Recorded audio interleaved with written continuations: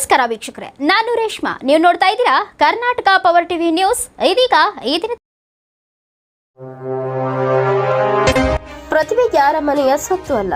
ಯಾರು ಕಷ್ಟಪಟ್ಟು ಪರಿಶ್ರಮ ಪಟ್ಟು ಅಭ್ಯಾಸ ಮಾಡ್ತಾರೋ, ಜೊತೆಗೆ ಆಸಕ್ತಿಯಿಂದ ಕಾರ್ಯಕ್ರಮದಲ್ಲಿ ಭಾಗವಹಿಸಬೇಕು, ಬಹುಮಾನ ಗೆಲ್ಲಬೇಕು ಎಂದು ಛಲದಿಂದ ಸ್ಪರ್ಧೆಯಲ್ಲಿ ಭಾಗವಹಿಸುತ್ತಾರೋ ಅಂತವರು ಸಹ ಗೆಲ್ಲಲು ಸಾಧ್ಯ.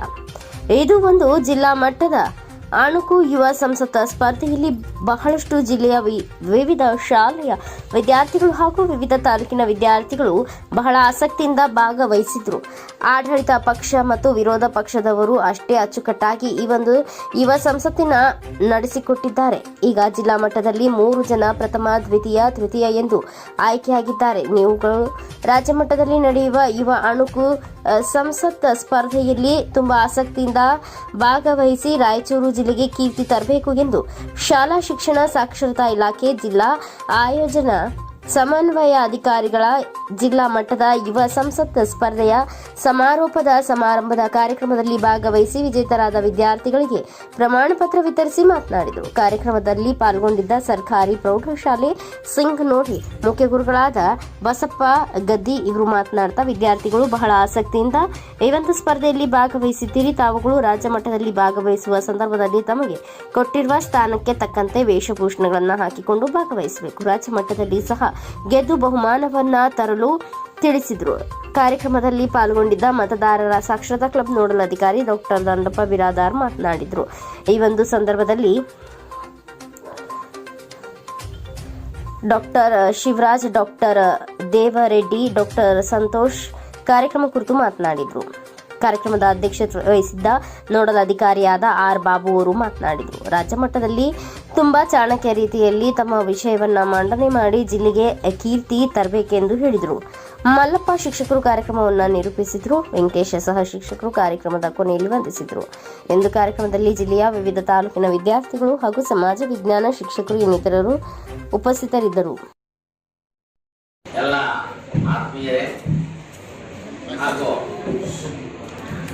ನಮ್ಮ ವಿವಿಧ ತಾಲೂಕುಗಳಿಂದ ಬಂದಿದ್ದ ಎಲ್ಲ ಶಿಕ್ಷಕ ಬಂಧುಗಳೇ ಹಾಗೂ ನಮ್ಮ ಮುದ್ದು ಮಕ್ಕಳೇ, ಈ ದಿನದ ಒಂದು ಕಾರ್ಯಕ್ರಮ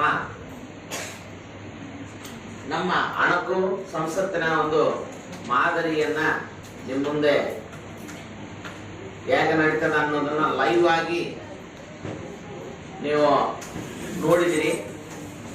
ಈ ಕಾರ್ಯಕ್ರಮ ಜಿಲ್ಲಾಡಳಿತ, ಜಿಲ್ಲಾ ಪಂಚಾಯತ್ ಮತ್ತು ಶಾಲಾ ಶಿಕ್ಷಣ ಇಲಾಖೆ ಹಾಗೂ ಪ್ರೌಢಶಾಲಾ ಸಹ ಶಿಕ್ಷಕರ ಸಂಘ, ಜಿಲ್ಲಾ ಘಟಕ ಹಾಗೂ ಸಮಾಜ ವಿಜ್ಞಾನ ವಿಷಯ ವೇದಿಕೆ ಸಂಯುಕ್ತಾಶ್ರಯದಲ್ಲಿ ಇದು ನಡೀತಾ ಇದೆ.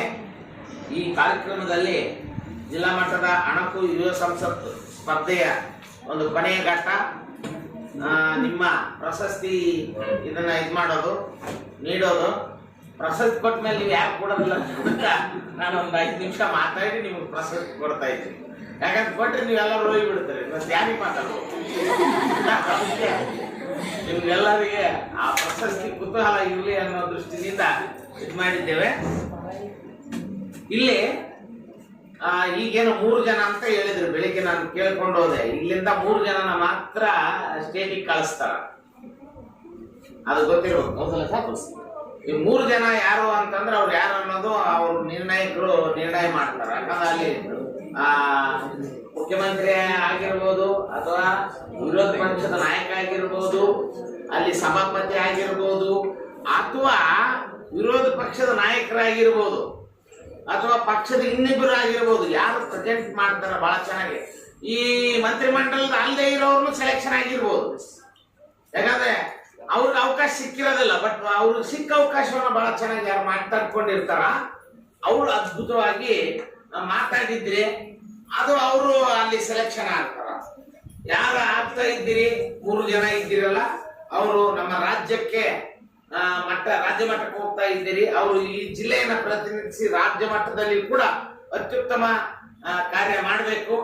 ಮತ್ತು ಅಲ್ಲಿ ನೀವು ಸ್ಪರ್ಧೆಯಲ್ಲಿ ಭಾಗವಹಿಸಿ ಇಲ್ಲಿ ಇರುವಂತಹ ಸಮಸ್ಯೆಗಳೇನಿದ್ದಾವ ಅದನ್ನು ಇನ್ನೊಂದಿಷ್ಟು ಮಾರ್ಗದರ್ಶನ ನಮ್ಮ ಶಿಕ್ಷಕರಿಂದ ಪಡೆದುಕೊಂಡು ನೀವೆಲ್ಲರೂ ಆ 3 ಜನ ಏನಿದ್ದೀರಲ್ಲ, ರಾಜ್ಯ ಮಟ್ಟದ ಪ್ರಶಸ್ತಿ ನೀವು ತರುವಂತೆ ಆಗ್ಬೇಕು.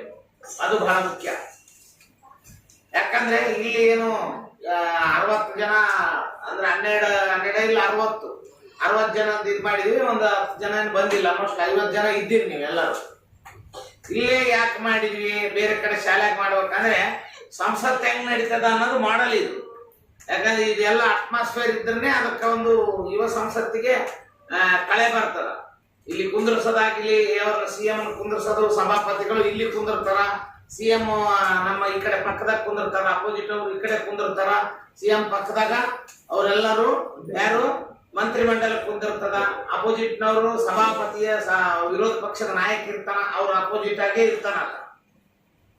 CM ಯಾರು ಇರ್ತಾರಲ್ಲ ಅವ್ರ ಅಪೋಸಿಟ್ ಆಗಿ ಅಲ್ಲಿ ಕುಂತಿರ್ತಾನ. ಕೌಂಟರ್ ಇವರು CM ಗೌರ್ಮೆಂಟ್ ಪರವಾಗಿ ಹೇಳಿದ್ರೆ ಗೌರ್ಮೆಂಟ್ ಲೋಪದೋಷಗಳನ್ನೆಲ್ಲವನ್ನು ಎತ್ತಿ ಹಿಡಿತಾರ.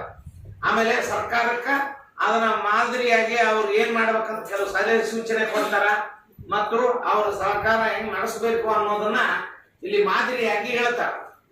ಸೊ ಇದು ನಿಮ್ಮ ಜೀವನದಲ್ಲಿ ನೀವೇನು ಈಗ ಭಾಗವಹಿಸಿದ್ರೆ ಕಣ್ಣಾರೆ ನೋಡಿದಿರಲ್ಲ, ಇದು ಕರ್ನಾಟಕ ಸರ್ಕಾರದ ಒಂದು ವಿಧಾನಸೌಧದಲ್ಲಿ ನಮ್ಮ ಮಾನ್ಯ ಮಂತ್ರಿಗಳು, ಮುಖ್ಯಮಂತ್ರಿಗಳು, ಸಭಾಪತಿಗಳು, MLAಗಳು ಇದೇ ರೀತಿ ಅಧಿವೇಶನ ನಡೆಸ್ತಾರ. ಅದರ ನೈಜತೆಯನ್ನ ನೀವು ಅರ್ಥ ಮಾಡಿಕೊಳ್ಳ್ರಂತ ನಿಮ್ಗೆ ಅದನ್ನ ಪರಿಚಯ ಮಾಡಿಸಿರೋದು. ಮುಂದೆ ಯಾರು ಚೆನ್ನಾಗಿ ನಾಯಕರಾಗಬೇಕಂತ ಇದ್ರಿ, ಇದ್ರಾಗ ಮುಖ್ಯಮಂತ್ರಿ ಆಗ್ಬೋದು, MLA ಆಗ್ಬೋದು, MP ಆಗ್ಬೋದು ಅಥವಾ ಮಿನಿಸ್ಟರ್ ಆಗ್ಬೋದು. ಆಗೋರು ಈಗಿನಿಂದನೇ ಪ್ರಾಕ್ಟೀಸ್ ಮಾಡಿ ಬಿಡ್ರಿ, ಒಂದ್ ದಿವಸ ಅದನ್ನ ಕಂಡು ಬಿಡ್ತೀವಿ, ತೊಂದರೆ ಇಲ್ಲ. ಆ ಒಂದು ಆಸೆ ಇರೋರು ಯಾರ್ಯಾರು ನಾಯಕರಾಗಬೇಕಂತ ಇದ್ರಿ, ಈ ದೇಶದ ಒಂದು ಭಾವಿ ಭವಿಷ್ಯವನ್ನ ನಿಮ್ ಕೈಯಾಗ ಅದು ರೂಪಿಸುವಂತ ಒಂದು ಕನಸನ್ನ ಕಂಡು ನೀವು ಅದರ ಹತ್ರ ಸಾಕಾರಗೊಳಿಸ್ಬೇಕು. ನಾನು ದೇಶವನ್ನ, ರಾಜ್ಯವನ್ನ ಅಂತೇಳಿ ನೀವೇನು ಪಣ ತೊಟ್ಟು ಇಲ್ಲಿಂದ ಹೊಸ ಕನಸಿನೊಂದಿಗೆ ನೀವು ಹೋಗಿ ರಾಜಕೀಯದ ಬಗ್ಗೆ ವಿರೋಧ ಪಕ್ಷದ ನಾಯಕರು ಬಹಳ ಚೆನ್ನಾಗಿ ಹೇಳಿದ್ರು, ಈ ಕಡೆನೂ ಬಹಳ ಚೆನ್ನಾಗಿ ಇದು ಮಾಡಿದ್ರು. ಅಲ್ಲಿ ಏನಾಗಿದೆ ರಾಜಕೀಯ ಅಂತ ಹೇಳೋ ಬೇನವರು ಹೇಳ್ತಾ ಇದ್ರು. ಅನಿತಾ ಮೇಡಮ್ ಅವರೇ, ಪ್ರೌಢಶಾಲಾ ಶಿಕ್ಷಕರ ಸಂಘದ ವಿಭಾಗೀಯ ಉಪಾಧ್ಯಕ್ಷರಾದಂತಹ ವೆಂಕಟೇಶ್ ಜಾಲಿಬಿಂಚಿ ಅವರೇ, ಮತ್ತು ನಿಮಗೆಲ್ಲ ತುಂಬಾ ಚಿರಪರಿಚಿತರು. ದಂಡಪ್ಪ ಬಿರದರ್ಶನ ಬಗ್ಗೆ ಏನು ಹೇಳಬೇಕಾಗಿಲ್ಲ, ಅವ್ರು ಯಾರಿಗೆ ಗೊತ್ತಿಲ್ಲ ಅಂತ. ಹಾಗಾಗಿ ಅವರು ಆಡು ಮಟ್ಟದ ಗಿಡ ಇಲ್ಲ ಅನ್ನಂಗೆ ಈ ಎಲ್ಲ ಕಾರ್ಯಕ್ರಮದಲ್ಲಿ ಭಾಗಿಯಾಗುವಂತವರು. ಮತ್ತು ಮಲ್ಲಪ್ಪ ಸರ್ ಅವರೇ ಎಲ್ಲ ಕೇಳ್ಕೊಂಡು ಬೇರೆ ಪ್ರೋಗ್ರಾಮ್ ಅಲ್ಲಿ ನಾವು ಇದ್ವಿ, ಬರ್ಲಿಕ್ಕೆ ಆಗಲಿಲ್ಲ. ಕೊನೆಗಳಿಗೆ ಇಲ್ಲಿ ಬಂದ್ರೆ ನನಗೇನ್ ಅನಿಸ್ತು, ಇಲ್ಲಿ ಜಿಲ್ಲಾ ಮಟ್ಟದ ಅಣುಕು ಯುವ ಸಂಸತ್ ಅಂತ ಹೇಳಿ ಮಾಕ್ ಪಾರ್ಲಿಮೆಂಟ್ ಅಂತ ನಾನು ಹೇಳೋದಿಲ್ಲ. ವಿದ್ಯಾರ್ಥಿಗಳಿಗೆ ಅಣುಕು ಸಂಸತ್ತನ್ನ ಮಾಡುವಂತ ಪರಿಕಲ್ಪನೆಯನ್ನ ಹಲವಾರು ವರ್ಷಗಳಿಂದ ನಾವು ಮಾಡ್ತಾ ಬಂದಿದ್ದೇವೆ. ಇದರ ಮೂಲ ಉದ್ದೇಶ ವಿದ್ಯಾರ್ಥಿಗಳಲ್ಲಿ ದಿನನಿತ್ಯದ ಆಡಳಿತ ವ್ಯವಸ್ಥೆ ಹೇಗೆ ನಡೀತಾ ಇದೆ, ಅವು ನಮ್ಮ ಪರವಾಗಿ ವಿಧಾನಸಭೆ ವ್ಯವಹಾರಗಳ ಮತ್ತು ಶಾಸನ ರಕ್ಷಣಾ ಇಲಾಖೆ, ರಾಯಚೂರಿನ ಜಿಲ್ಲಾಡಳಿತ, ಜಿಲ್ಲಾ ಪಂಚಾಯತ್, ಶಾಲಾ ಶಿಕ್ಷಣ ಸಮಿತಿ ಹಾಗೂ ಸಮಾಜ ವಿಜ್ಞಾನ ಇಲಾಖೆ ಹಾಗೂ ಕರ್ನಾಟಕ ರಾಜ್ಯ ಪ್ರೌಢಶಾಲಾ ಸಹಶಿಕ್ಷಕರ ಸಂಯುಕ್ತ ಆಶ್ರಯದಲ್ಲಿ ಜಿಲ್ಲಾ ಮಟ್ಟದ ಅಣುಕು ಸಂಸತ್ತು ಸಭೆ. ನಾನು ಮಾತಾಡೋದಲ್ಲ, ಜಿಲ್ಲಾ ಮಟ್ಟದ ಅಣುಕು ಸಂಸತ್ತು ಸ್ಪಷ್ಟವಾಗಿರಲಿ, ಸುಂದರವಾಗಿ, ಅತ್ಯಂತ ಅರ್ಥಪೂರ್ಣವಾಗಿ ಯಶಸ್ವಿಯಾಗಲಿ.